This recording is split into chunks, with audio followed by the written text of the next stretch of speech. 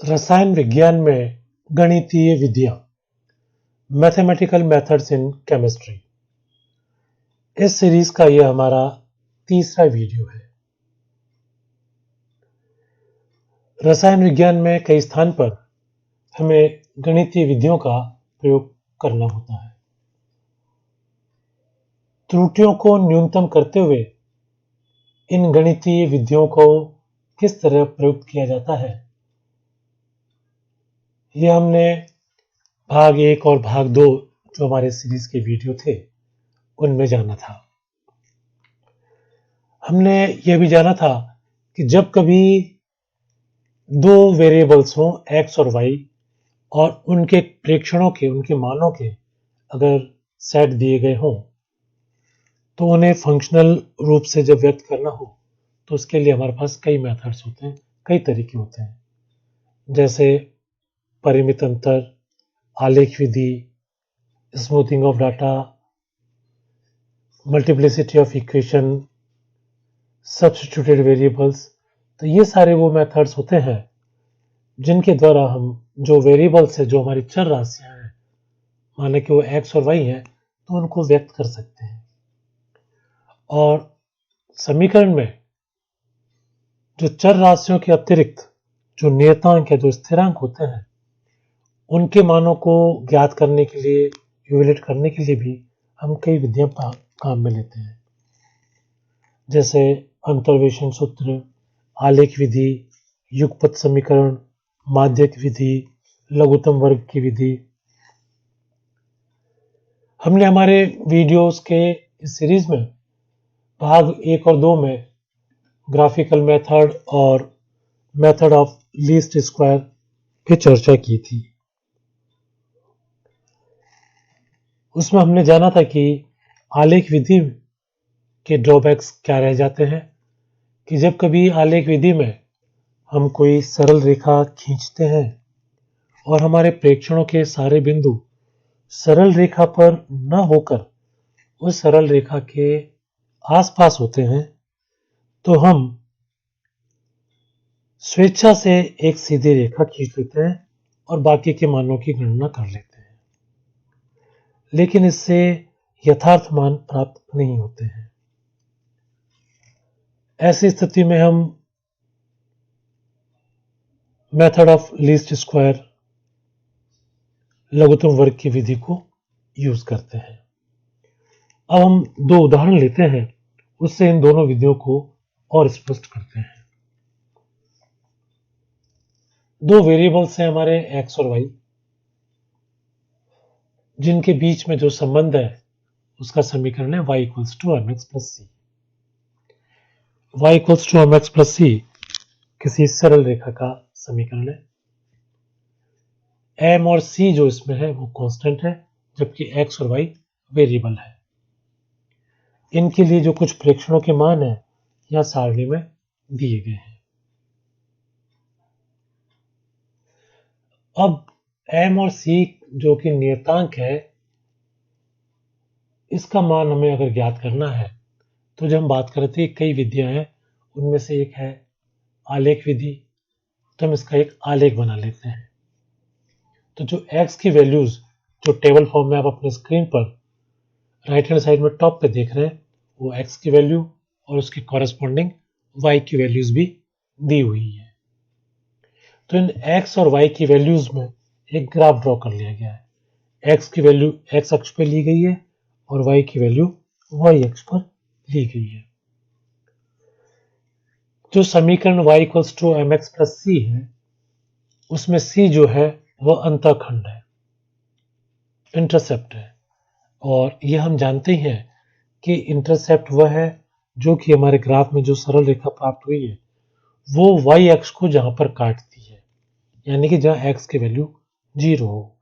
तो ग्राफ से यह स्पष्ट हो रहा है कि इंटरसेप्ट हमारा 3 इकाई के बराबर है, तो इसमें c की वैल्यू हो गई 3.00, और ढाल यानी कि स्लोप का सूत्र होता है m equals to y2 minus y1 upon x2 minus x1। किन्हीं भी दो बिंदुओं अगर हम चूज कर लें x पर चूज कर लें तो उसके कॉरेस्पॉन्डिंग y की वैल्यू निकाल लें।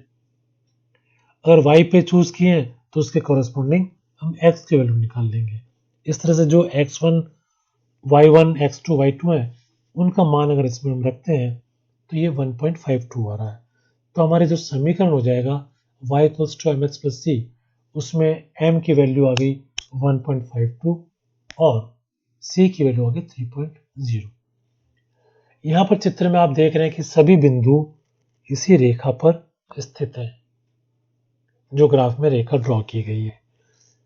पर सामान्यतः जब हम प्रैक्टिकली इस तरह के आलेख विधि को काम में लेते हैं तो हमारे सारे प्रेक्षणों के जो बिंदु हैं वो एक ही सरल रेखा पर नहीं आ पाते हैं। कुछ बिंदु जो होते हैं वो सरल रेखा के आसपास होते हैं। ऐसे में जब हम ये आलेख विधि से जो लाइन है इसका स्लोप या इंटरसेप्ट निकालते हैं तो उसमें त्रुटि होने की संभावना रहती है। इसके लिए हम लीस्ट स्क्वायर वाला मेथड यूज करते हैं। अब यही जो एग्जाम्पल हमने लिया था, जो उदाहरण लिया था जिसमें समीकरण y equals to m x plus C और y और x की जो वैल्यू है वो यहाँ दे रखी है। यहाँ टाइपिंग एरर है, c लिखा हुआ है वो x है।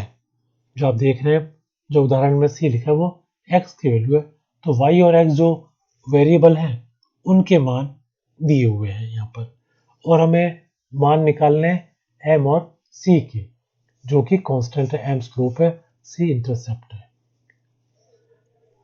अब हमने जो इस सारणी में y और x के मान रखे हैं, सारणी की जो अंतिम रो है उसमें आप देखेंगे कि हमने सिग्मा y निकाल लिया है, यानी कि जितने भी प्रेक्षण में y के मान थे उन सबका जोड़ निकाल लिया है। इसी तरह से सिग्मा x भी निकाला है, यानी कि सारे जो हमारे पास x थे उनको हमने जोड़ लिया है। फिर सारणी के तीसरे कॉलम में आप देखें एक्स वाई, तो हमने पहले x और y को मल्टीप्लाई किया है और फिर जो सारे रिजल्ट हैं उनका समीशन कर लिया, सिग्मा एक्स वाई निकाल लिया है। इसी तरह से हमने एक्स स्क्वायर के मान ज्ञात किए और फिर इन सबको जोड़ लिया, सिग्मा एक्स स्क्वायर की वैल्यू निकाल ली है। अब जब हम ये देख रहे हैं हमें पता है कि स्लोप m इक्वल्स टू होता है q बाई जेड। तो q इक्वल्स टू क्या होगा, sigma y x minus sigma y sigma x upon n। अब सिग्मा वाई एक्स अगर हम टेबल में देख लें कि सिग्मा वाई एक्स की वैल्यू 75.70 है, तो हमने सिग्मा वाई एक्स की वैल्यू पुट कर दी। इसी तरह से हमने सिग्मा वाई सिग्मा एक्स की वैल्यू भी पुट कर दी है। तो इससे हमारे लिए Q का जो मान है वो 7.70 आ गया है। इसी तरह से हमने Z का मान निकाला है, तो Z की वैल्यू आ गई है 5.10। और ये तो हम जानते ही हैं कि जब हम लीस्ट स्क्वायर मेथड यूज करते हैं तो m की वैल्यू स्लोप की वैल्यू होती है Q अपॉन Z। तो जो हमने Q और Z के मान निकाले थे उनको अगर इसमें सब्स्टिट्यूट कर दें तो m की वैल्यू आ गई 1.51। इसी तरह इंटरसेप्ट की वैल्यू निकालनी है c की, तो c equals to y bar minus m x bar. Y bar क्या है कि y के जितने प्रेक्षण थे उन सबका जोड़ निकालना है और टोटल नंबर ऑफ ऑब्जर्वेशंस। तो y के 4 मान थे, भी हम देख लेते हैं। y के हमारे पास 4 मान थे और उनका जोड़ था 27.08, 27.08, और कुल मान 4 थे, तो y बार की वैल्यू हो गई 27.08 अपॉन 4 माइनस m हम निकाल चुके 1.51। फिर इसी तरह से हमने x बार की वैल्यू निकाल ली, तो इससे हमें c की वैल्यू प्राप्त हुई 2.98। ये हमने जिस उदाहरण के लिए लीस्ट स्क्वायर मेथड को यूज किया उसी उदाहरण को हमने वीडियो के प्रारंभ में आलेख विधि से भी ज्ञात किया था। उन दोनों के मानों में क्या फर्क है आओ इस पे बात करते हैं। जब हमने आलेख विधि से m का मान निकाला तो वह था 1.52 और लघुत्तम माध्य वर्ग विधि से निकाला तो C का मान आया 1.51। इसी तरह से जो M का मान निकाला हमने, यहाँ कुछ टाइपिंग एरर है, इसको हम नए सिरे से फिर देखते हैं कि जब हमने आलेख विधि से किया तो M की वैल्यू थी 1.52 और जबकि लघुत्तम माध्य वर्ग विधि से की तो वैल्यू आई 1.51। C का मान, इंटरसेप्ट का मान, जब हमने आलेख विधि से किया था तो आया था 3.00 और जब लघुत्तम माध्य वर्ग विधि से किया तो आया था 2.98। तो इस सारणी में जहां 1.51 लिखा है उसको 3.00 पढ़ेंगे और जहां 3.00 लिखा है उसे हम 1.51 मानेंगे। अब जब हम मानों की तुलना करें तो साफ दिखता है कि लघुत्तम माध्य वर्ग विधि से जो परिणाम निकले हैं वो ज्यादा यथार्थ है, क्योंकि इंटरसेप्ट का मान आलेख विधि से 3.00 आया था, जबकि लघुत्तम माध्य वर्ग विधि से वो आया है 2.98।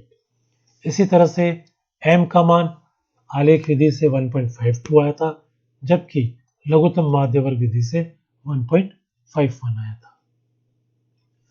तो इससे यह साफ जाहिर हो जाता है कि लघुत्तम माध्य वर्ग विधि है उससे जो परिणाम प्राप्त होते हैं वो ज्यादा एक्यूरेट होते हैं और इसीलिए इसका लघुत्तम माध्य वर्ग विधि का प्रयोग ज्यादा किया जाता है। लघुत्तम माध्य वर्ग नियम को गाउसियन के त्रुटि नियम से भी जाना जाता है। लघुत्तम माध्य वर्ग नियम लेगेंद्र नामक रसायन ने दिया था और बाद में लाप्लास ने इसको प्रूव किया था। अब ये देखते हैं कि जो लघुत्तम माध्य वर्ग नियम है इसका डेरिवेशन कैसे कर सकते हैं। लघुत्तम माध्य वर्ग नियम या लघुत्तम माध्य वर्ग सिद्धांत इस तथ्य पर आधारित है कि यदि कई सारे मेजरमेंट्स जैसे कि x1, x2, x3 up to xn, इन सब के मान अगर हम पूरी एक्यूरेसी से लें, पूर्ण यथार्थता से ले लें, तो उस राशि का सर्वाधिक संभाव्य मान z होगा तथा प्रत्येक मान का विचलन क्रमशः x1 माइनस z। तो जो अगर सही मान z है और x1, x2, x3, xn ये सारे हमारे प्रेक्षण हैं, तो उन सब का जो विचलन, जो डेविएशन है वो x1 minus z, x2 minus z up to xn minus z द्वारा प्रदर्शित कर सकते हैं। यदि विचलन के अवगुण को त्रुटि मान लें तो जो x1 के लिए जो विचलन हुआ उसकी जो प्रोबेबिलिटी है उसको यह सूत्र में दर्शाया गया है, y1 equals to c e to the power minus x1 upon z square upon z sigma square. इसी तरह x2 के लिए जो विचलन होगा उसको बता गया, अप टू जो xn तक जो विचलन होगा ये y1, y2 और yn दर्शाए गए हैं। ये सभी त्रुटियां स्वतंत्र हैं। अब पहले ऑब्जर्वेशन में अगर कोई त्रुटि होती है जबकि x1 का मान निकाला है, या दूसरे ऑब्जर्वेशन जहां की x2 की वैल्यू निकाली गई है, तो इनका आपस में चूंकि कोई डिपेंडेंसी नहीं है इसलिए ये इंडिपेंडेंट एरर्स है। अतः त्रुटियां होने की प्रायिकता हर मान की पृथक प्रायिकताओं के गुणनफल के बराबर होती है। तो जो टोटल प्रोबेबिलिटी है वो उन सब प्रोबेबिलिटी के मल्टीपल होगा। तो p इक्वल्स टू, और ये जितनी प्रोबेबिलिटीज थी उन सबको हमने मल्टीप्लाई कर दी अप टू n। तो आप देखेंगे पहले पद में x1 है, दूसरे पद में x2 है, इसी तरह करते हुए अप टू n पद हो जाएगा। जहां ये p जो लिया हमने ये त्रुटियों के घटने की प्रायिकता को प्रदर्शित करता है। यदि घातांक पद e टू द पावर जो भी यहां माइनस में दे रखा है इसको हमने t मान लिया है, तो t का मान जैसे जैसे कम होगा तो e माइनस t का मान बढ़ता जाएगा। तो समीकरण से यह स्पष्ट है कि जब घातांक के पद का मान न्यूनतम होगा, घातांक की जो वैल्यू है, जो पावर के रूप में जो वैल्यू है उसका मान जितना कम होगा उतने ही त्रुटियों के कम होने की प्रायिकता बढ़ती जाएगी। इसको गणितीय रूप में हम लिख सकते हैं x1 minus z square plus x2 minus z whole square up to xn minus z square equals to q। इसका मान न्यूनतम होगा, इसका मान जितना न्यूनतम होगा उतनी त्रुटि होने की प्रोबेबिलिटी कम होती चली जाएगी। अब डिफरेंशिएशन के हिसाब से देखें तो न्यूनतम कब होगा, जबकि d q by d z तो जीरो हो जाए और d two q upon d z two यानी कि डबल डिफरेंशिएशन की जो वैल्यू है वो पॉजिटिव हो जाए। दूसरे शब्दों में कहें तो ये कह सकते हैं कि जो कर्व जो हम ड्रॉ करते हैं उसके सबसे नीचे वाले हिस्से पे उसका स्लोप शून्य होता है, अर्थात ऐसा बिंदु जहां पर कि स्लोप की वैल्यू जीरो हो गई है वहां पर जो स्पर्श रेखा है जिसको टेंजेंट कहते हैं वो हॉरिजॉन्टल हो जाती है और जो स्लोप में जो चेंज की दर है वो जो जो हम ऊपर जाएंगे वो पॉजिटिव होती जाएगी। तो जो अभी हमने ऊपर समीकरण लिख देखा था q equals to x one minus z whole square plus this, इसका अवकलन करें और d q by d z निकालें तो उसकी वैल्यू इस तरह से आ जाएगी अवकलन करने पे, और उसका डबल डिफरेंशिएशन करते हैं तो d two q upon d z square की वैल्यू इस तरह से आ जाएगी। तो जब d q by d z zero हो जाए और d two q upon d z square अगर पॉजिटिव वैल्यू आ जाती है तो इसका मतलब क्यू का मान वहां न्यूनतम होगा। तो जो हमने सेकंड डिफरेंशिएशन किया था उसका मान धनात्मक आ रहा है, अतः ये कह सकते हैं कि घातांकीय पद न्यूनतम होगा और यह वो सिचुएशन होगी जहां त्रुटियों के घटने की प्रायिकता सर्वाधिक होगी, तो वहां प्रोबेबिलिटी सबसे ज्यादा होगी कि एरर जो है वो कम से कम हो। और जो प्रथम अवकलन समीकरण था जब फर्स्ट डिफरेंशिएशन किया था उसमें न्यूनतम बिंदु के जो क्रिटिकल वैल्यूज प्राप्त करने हो तो समीकरण को हम जीरो के इक्वेट कर लेते हैं। उस परिस्थिति में क्या होगा, तो जो डिफरेंशिएशन करने से जो वैल्यू आई थी यहाँ आप देख सकते हैं जो लाल शाही से प्रदर्शित है कि D q by d Z इसको हम जीरो के तुल्य कर दें, शून्य के तुल्य कर दें, तो यहाँ किया हुआ है कि इसे हमने शून्य के तुल्य कर दिया है और जब इसको शून्य के तुल्य कर दिया है तो न्यूनतम बिंदु के लिए क्रिटिकल वैल्यूज हमें प्राप्त हो जाएगी। जब इन समीकरण को हम सॉल्व करते हैं, बहुत ही सरल गणितीय है इसमें, जब इनको सॉल्व करते हैं तो z की वैल्यू जो आ जाती है सिग्मा एक्स अपॉन एन, ये बराबर होती है स्लोप की। इससे हम ये निष्कर्ष निकाल सकते हैं कि जो भी मोस्ट प्रोबेबल वैल्यूज है वह हमारे ऑब्जर्वेशन के ऐसे एक सेट को रिप्रेजेंट करता है जिन्हें बराबर यथार्थता के साथ मापा गया है और यही अर्थमेटिक मीन भी होता है, यानी कि समानांतर माध्य भी होता है। समानांतर माध्यम से विचलन के वर्गों का योग, जो डेविएशन हुआ है उनका स्क्वायर करें फिर उनका सम करें, किसी अन्य मान से विचलन के वर्गों के योग से हमेशा कम ही होता है। और ये जो पूरी लघुत्तम माध्य वर्ग विधि जो है उसके लिए जो संकल्पनाएं जो थी वो इस प्रकार से है कि चर राशि का निश्चित मान सही होता है, अतः केवल डिपेंडेंट चर राशि के मापन में ही त्रुटियां पाई जाएगी। तो जो डिपेंडेंट चर राशि है उससे कोई मेजरमेंट में एरर हो सकती है। और जो हम कर्व ड्रॉ करते हैं, जो ग्राफ ड्रॉ करते हैं, उसमें जिसमें विचलन के जो मान है उनके वर्गों का योग न्यूनतम आ जाए वही कर्व सबसे ज्यादा एक्यूरेट या सही होगा। यहाँ पर ध्यान रखने योग्य बात यह है कि वक्र से विचलन का माप सदा वर्टिकली लिया जाता है, लंबवत दिशा में विचलन को हम नहीं नापते हैं। अब किस तरह से इसको लेना है यहाँ एक ग्राफ में बता रखा है कि जो हमने ग्राफ ड्रॉ किया है उसमें एक्स और वाई के जो है विभिन्न मान बताए गए और उसके अलग अलग पेयर दिखाए गए हैं कि x1 की वैल्यू है तो y की वैल्यू कितनी है, x2 की वैल्यू है तो y की वैल्यू कितनी है, ये सब रेखाओं द्वारा बताए गए हैं। और ये माना गया है कि ये जितने भी मान है वो एक सरल रेखा के मान है y equals to b plus m x के। अब इसमें x और y तो हमारे वेरिएबल है जबकि b और m हमारे नियतांक है। अब ये जो निर्भर चर राशि है जो y है और कांस्टेंट हमारे हैं b तथा m, तो अगर इनके मान ज्ञात कर लें तो y1 इक्वल टू हो जाएगा b plus m x one, जो हमने पहली लाइन पर जो बिंदु दिख रहा है तो वहां पर हो जाएगा y1 equals to b plus m x one.